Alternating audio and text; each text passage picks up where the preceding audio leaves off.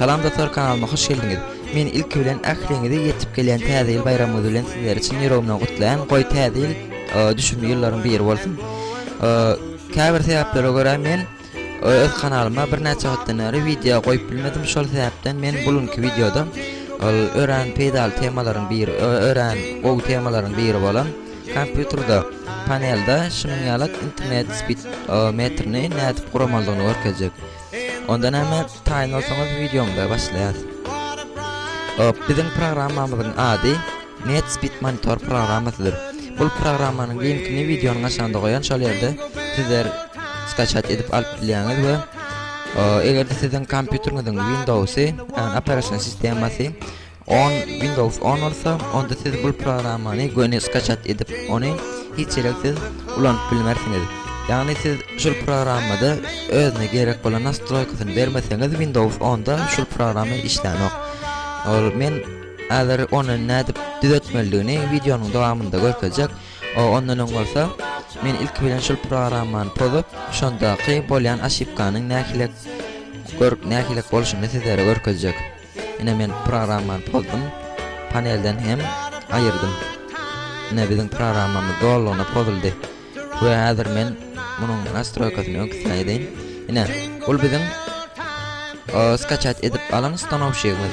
Ine şonu stanok etdiğimizde eger Windows 10 bolsa, ol beýlek Windows'lary degişdir, ýani Windows XP Vista we beýleki 7, 8 bir olary degişdir. Imna 10'lık bolsa sizde aşypka dörer. Ine aşypkanyň görkedeýin. Ine operasyon sistema göterenok diýer. Ya aslında Windows 10 hemmesinden täze Windows'laryň biri. Ýöne ol göterenok diýdigi.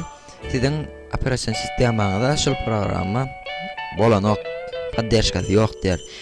Sebäbi bu programma 2011-nji ýylda insonka edek update'lany edildi we 2011-nji ýylda hiç ilek Windows 10 ýokdy, ýani 8 hem ýokdy.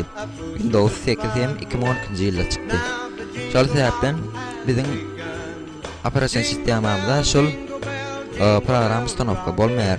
Ýöne gorkyp oturmaldan käbir nastroyka berip biz bu programmany stanokka edip biler. Onuň üçin programmanyň üstüne baryp sağ tarapy basmaly. Mişkanyň sağ tarapyny basyp switch'e ýerine barýar. Bu ýerden bolsa savmestимость diýen bölüme gelýär we bärden rejim savmestимость. Ýani şu ýerdäki galaçkany ýakar we bu ýerden Windows 8 bar belleýär. Belanmadan soňra OK knopkasyny basýas we boldy biziň başga etmeli nastroykamyz ýok. Näme soňra indi programmany açjar we OK knopkasyny basýas. Görüşňiz ýaly hiç ilek aşypkasy zatdy biziň programmamyz stanokka boldy. Ýöne siz diýersiňiz näme program stanokka boldy bärde hiç ilek speed meter ýok. Onuň hem reşeniýeti ören prostoy, onuň üçin moý kompýutere ýa soňra lokalny diskse program file bu ýerden bolsa NetSpeed Monitor programmanyň papkasyny açýar. We görüşňiz ýa bärde biziň programmamyz durandyr. Munyň içine açýar. We soňra da panelde goýjakmy diýär menem hawa dip knopkany basýar. We görüşňiz ýa biziň NetSpeed Monitor programmamyz işe başlady. We işlememizden öň bir açyk muňa konfigurasiýasyny nastroykasyny düzeltsek has ulanmak ýeňil bolýar. Men muny öň hem ulanýanlygyň sebäpli nastroykasy saklaýan bolýar. Pozanlygym bilen hem programmanyň nastroykasy kompýuterimizde saklanýar. Ýöne siz mysal üçin bu ýerden switch'e näme setawa interfeýsde setawa kartyňyzy Wi-Fi adapteryny belleýäňiz. Ene menkide Swistok onu belledim. Bärden kilobayt. Men Wi-Fi'miň tezligi 45, 46, 50 kilobaytdan ýokary kalmaýanlygy sebäpli men kilobaytda aňlatdym we bu ýerden toşnasy diýär. Munyň nol doýan men özümiň halaýan nastroykam şu. We soňra OK knopkany basar. Görüşňiz ýaly programmamyz biziň şu an nollygyna dogry sebäbi biziň kompýuterimizde internete girilenok. Gelin men size ilk bilen şu programmanyň ýetgeşkerlerini görkedeýin. Misal üçin google.com saýtyny açanda programmamyz abişne tezlikde işler. 142-45 şol tezlikde işledi. Ýöne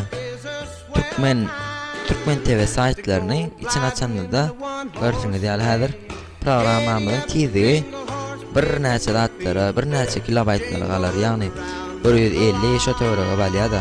Täbi bul näme saytyň plus tarapy türkmenleriň TV kanal saytlaryny has bizlere elleter bolar ýaly edilip, ol bilemok men näme edipdirler ýöne tizlik ýokary galar we beýik kaçtbalary biz hiççilek internetimizi beýik etmän ýa beýleki beýik tariflary gurnaman görüp alyp görüp bilýär. Häzir men onu size özüňizde hem görkezeyim. Ine şu wagt hiççilek kanal açmamsa 44 kilobayt şotoruk oýnaýar. Ine misal üçin Türkmen owazy. Görüşüňizde gördüňizmi? Ine 136, 154 şonuň tizlikde bizim programmamyz tizlik, internetimizin tizligini görkezýär. Bul näme? Bul programmanyň aldandygydan bul türkmenleriň ol näme etçilen zady diýsem bolýar.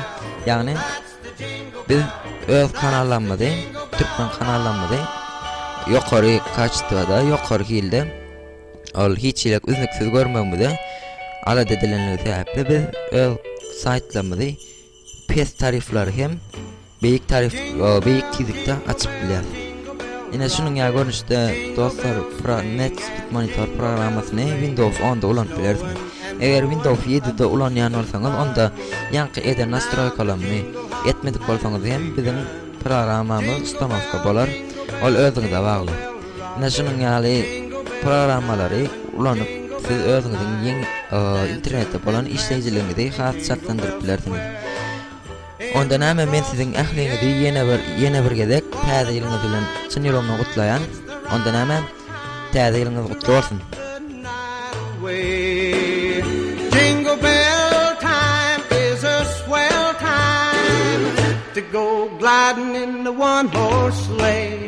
Giddy up, jingle horse, pick up your feet, jingle around the clock, mix and a mingle in the jingling feet. That's the jingle bell